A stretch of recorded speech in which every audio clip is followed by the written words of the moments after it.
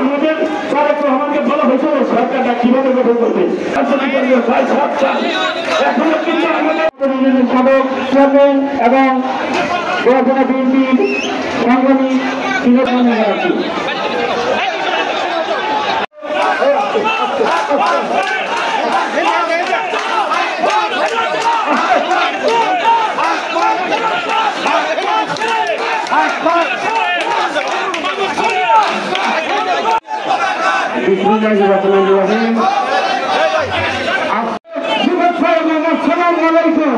আজকে এই দেশ পরিচালিত হবে সুস্থ নির্বাচনের মধ্য দিয়ে যাচ্ছে তাদের পরিকল্পনা তাদের আমরা আপনি এই দেশ থেকে বিতাড়িত হবে না।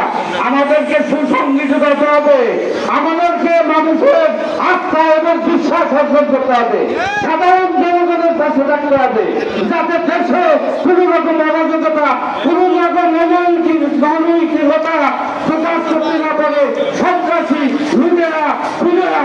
সেই সাথে আজকের এই মঞ্চ থেকে আমি সৌভাগ্য জানাই আমাদের নয়াবাড়ি ইউনিয়নের সাবেক সভাপতি বিশিষ্ট শিক্ষক সিনিয়র শিক্ষক জনাব হারুন নস্করের যে অন্যায়ভাবে যে সন্ত্রাসীরা খুন করেছে আমরা তাদের ফাঁসি চাই, আমরা তাদের আন্দোলনে ফাঁসি চাই।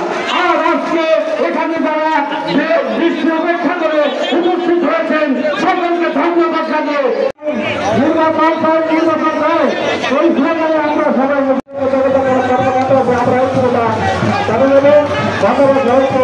আমি আজকে আমার সন্তুষ্ট বক্তব্য ধরেছি সেটা হবে জিন্দাবাদ।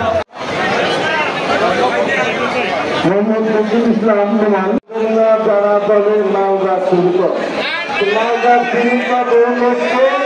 আপনারা কোন ব্যবসায় দলের সদস্য করবেন না। যদি অতি উৎসাহিত হয়ে কেউ করেন তাকে আমরা দেখে আনবো, তাকে যেভাবে সমস্যা করেছে তার সাথে সমাজ থাকবে না। পরিষ্কার দলের কাছে দলের নিজের ভাব নাই। আমরা যেন সঠিকভাবে এই লোকের বাদ দিয়ে আমরা এই সংগঠন তৈরি করি।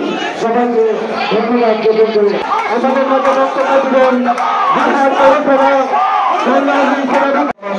পরিবারের সদস্যদের নিয়ে অশালীন প্রচার প্রচারণার প্রতিবাদ করছি।